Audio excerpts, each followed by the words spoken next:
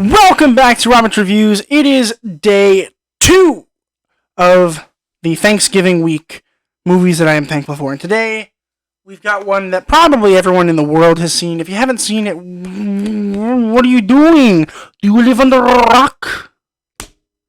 Today we're talking about Jumanji.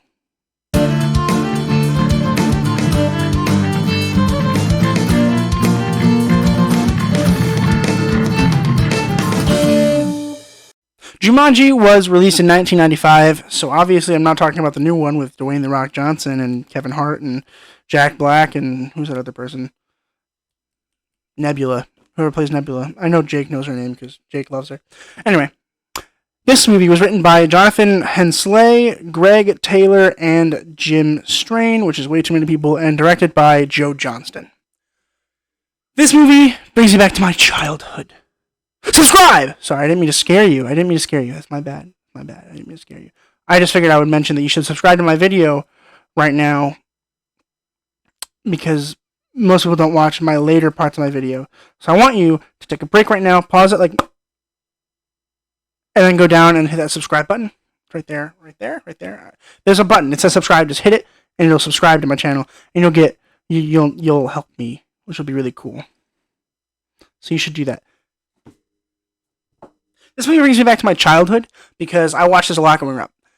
I watched this again like a day ago, and it wasn't as much fun as it was when I was a child, believe it or not. I loved this movie as a child. For those of you who haven't watched it, what's wrong with you? But I'll give you a little glimpse into what the movie's about. Essentially, it's about this kid named Alan and this kid named Sarah, and they're playing a game that they found in this weird rock that they were building in. It's complicated. And they found this weird board game, and they start playing the board game, and Alan gets sucked into the board game, and the game says that the next person has to roll a 5 or an 8 in order to get out of the game. So Alan is sucked into the game, and Sarah, who is very scared, leaves immediately and never comes back. And then, I don't know, 30 years later? Judy and Peter find the game in the attic of the house, which has been abandoned, and essentially, they start playing the game again, and they roll, I think, a 5. I don't think it was an 8, I think it was a 5, and brings Alan back to the present, which is the future for him, and he's freaking out, and it's about them trying to win the game so that everything can go back to normal, and Alan can go back to being a kid and living his life. That is essentially the whole thing, but a lot of craziness ensues, of course. I mean, this movie is a classic. I thought this was made in the 80s. I was pretty confident it was an 80s movie. I was wrong. It was 95. And I'm like, that was not long before I was made. I was going to comment on the fact that the special effects were really good for the 80s, but it was a 90s film, so it's about accurate. So good for you. This movie is very special to me because I grew up watching it. I mean, my parents loved it, so they made me watch it. I probably watched like every freaking Robin Williams movies ever. I should do a series on Robin Williams. If you want me to do a series on Robin Williams, drop it in the comments below. That'll be a very long series. Robin Williams was one of the best actors in the world. He's really who inspired me to want to become an actor. He's hilarious. He's amazing. When he smiles, his eyes do what mine do. They just disappear. So that makes me feel good. That makes me feel confident that if I were to become an actor, that wouldn't be a problem. But unfortunately, he passed away in 2014, something like that. I remember the day. I remember hearing about it. I was very sad.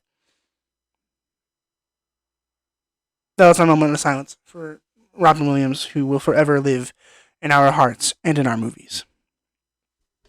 With that, let's talk about the acting, and I'll talk about the characters and how they intertwine with each other a little bit as we go through the acting, because this movie, while it is a plot-based movie, the characters are really great, and I enjoy some of them. I don't like all of them, if I'm being honest with you, which is quite depressing. But the late, the great Robin Williams as Alan Parrish. This was a role for him. I mean, wow. He plays the older version of Alan Parrish, obviously.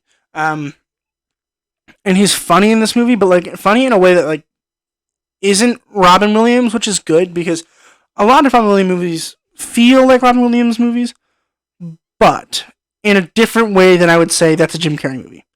You know how I can say, oh, a Jim Carrey movie, and you're thinking of like Ace Ventura or The Mask or Dumb and Dumber. Those are Jim Carrey movies where like the characters are different, but really they're quite the same. Robin Williams has a way, I don't understand how he did it, where he can play different characters and they feel completely different, but like you know that's Robin Williams, and he doesn't look any different than normal. He's just a different person, and it's unbelievable. And the comedy is similar in most of his movies, but this one was different because I don't think this was a movie that was written for Robin Williams. I think other movies were probably written for him, with him in mind. This one was written simply for the plot, which is really great. Robin Williams is fantastic in everything he does. I've never seen a movie where I thought Robin Williams did a bad job, ever, I think. Like, even RV, which, I should have put RV on this list. I love RV. RV is a funny movie. It's not a very good movie in particular, but I loved it when I was a child. It has Josh Hutcherson in it, doesn't it? Yeah, pretty sure. Anyway, I got sidetracked. He was great. He's always great. I've never seen anything that I didn't like him in, so you should watch this movie if you haven't. If you haven't watched this movie already, watch it, rent it on YouTube or something. It's like $3. Like, you need it. It's fire. It really is fire. Even in this day and age, it's fire. And then you can watch the sort of sequel, Zathura, which I enjoyed. Lots of people didn't enjoy it, but I enjoyed it as a separate film. I wouldn't think of it as a sequel. And then there are the new ones. I've watched the first one of the reboot, where it's like a video game, Jumanji. I didn't hate it. I didn't love it, but I didn't hate it. Yeah. And there's another one, and then I think there's another one coming out. I mean, they just keep popping them out. I don't know why, but watch the old one, the 1995 one. It really is good. Jonathan Hyde, who plays both Van Pelt and Sam Parrish, who is the father to Alan Parrish. So Van Pelt is a guy who lives in the game, and he is like, I guess, a zookeeper, hunter guy who lives in the jungle who is trying to kill Alan Parrish. And he's like the villain of the story, I guess, unless you want... I mean, I would probably consider the game to be the proper antagonist, but the human incarnation of that would be Van Pelt. I think he does a better job at playing Sam than he does at Van Pelt. He's very good at being proper and like stern and angry and father, you know. But good for him. One quick thing about movie making. Quick little sidetrack. I think that the reason they had Jonathan Hyde play both Van Pelt and Sam Parrish is because Alan, right, when he's younger, he gets into an argument with his dad before he gets sucked into the game. So, then he learns that in the future, his father spent all his money trying to find him and, like, really cares for him. But at the time, he really didn't like him. So, Van Pelt is a representation of his father in the fact that he didn't like his father at all in the game because he was mad at his father for being an asshole. And it really is cool because they cast the same character to do that, to represent the fact that he doesn't like his father and he doesn't like Van Pelt. They are a villain combined, which is really cool. And then at the end, you know, he kills Van Pelt, technically. Not really kills, but he sucks him back into the game. And that symbolizes both him, you know, getting over the game, but also getting over the fact that, like, he doesn't like his father much, and he embraces the fact that his father can just be mean sometimes, but he still loves him. And then he gets to go back in time and visit with his father. So it's, like, really full circle, and I'm assuming that's why they cast the same actor.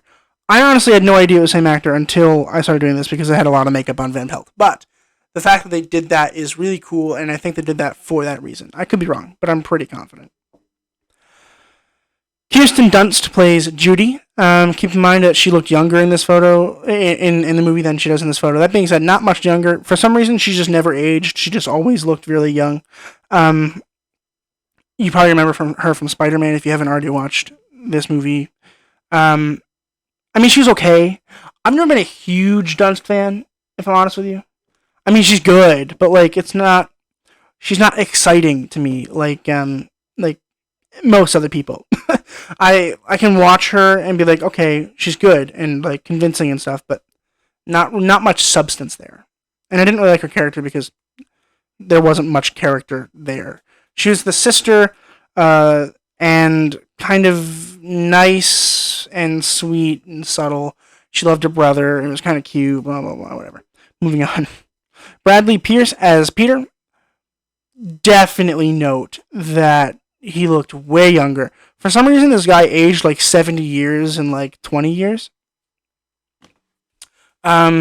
So he was the young child that turned into a monkey, and in the movie he has more substance than the sister does, in the fact that like you learn that he cheats and he really just wants to feel loved by a father figure, who Alan becomes a father figure for him, and because he cheats he gets turned into a monkey kind of, and it's really weird, but it works for the movie. I really did enjoy it. I thought it was gonna be kind of weird, and it was kind of weird watching it now, but when you're a child it was kind of funny. I think he did a better job than Dunst did.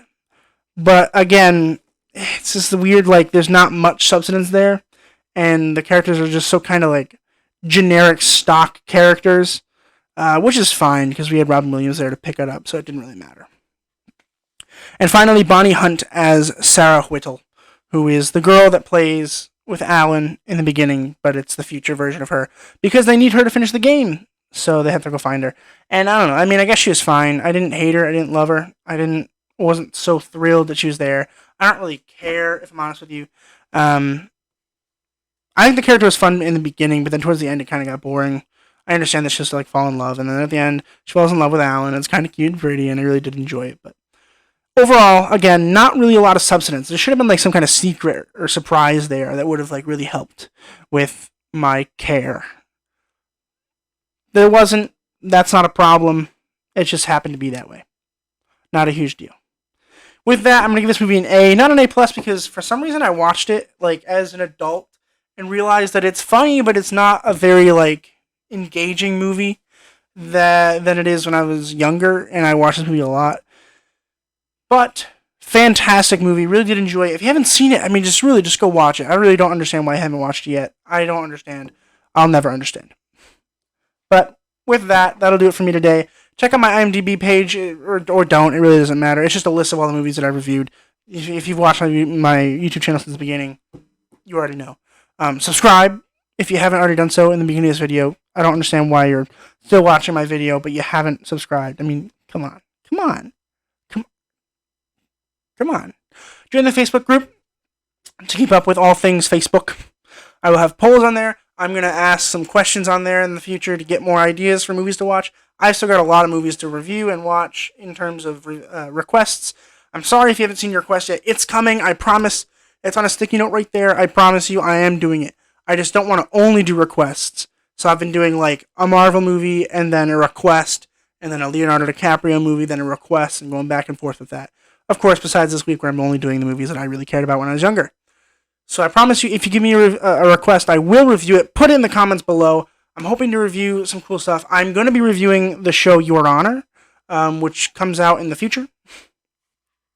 My goal is to upload a video for every episode of that, because there's 6 episodes. I'm pretty sure they're like an hour long each, and it's got my favorite actor, Bryan Cranston, on it. And I'm really, really excited for this. So I'm going to be uploading a general every day, that I think it's every Sunday that it comes out. I'll be uploading my thoughts on the episode and where it's going to go from there.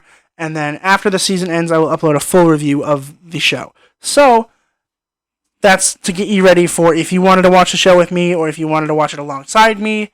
And then we can talk about it afterwards, and then we can have a little discussion here on YouTube. So that's really exciting. Keep in touch for that. That will start, I think it starts December 6th. So look out for that. I'm really excited for that. I'm really excited. And then as movie theaters open back up and stuff, I'll be going to see new movies that come out when I can. I live in Norwich, and hopefully the Colonia will open back up, and I'll be able to go. If some reason the people that work at Colonia are watching my videos, if you open back up, I will go every week, as long as there's a new movie for me to watch every week. I promise. That's a promise. I do not mind spending $20 a week entertaining myself, and then hopefully entertaining you guys. So hopefully that'll happen in the future, and in the meantime, stay tuned and keep watching movies, stay informed and educated, and I'll see you guys in the next video.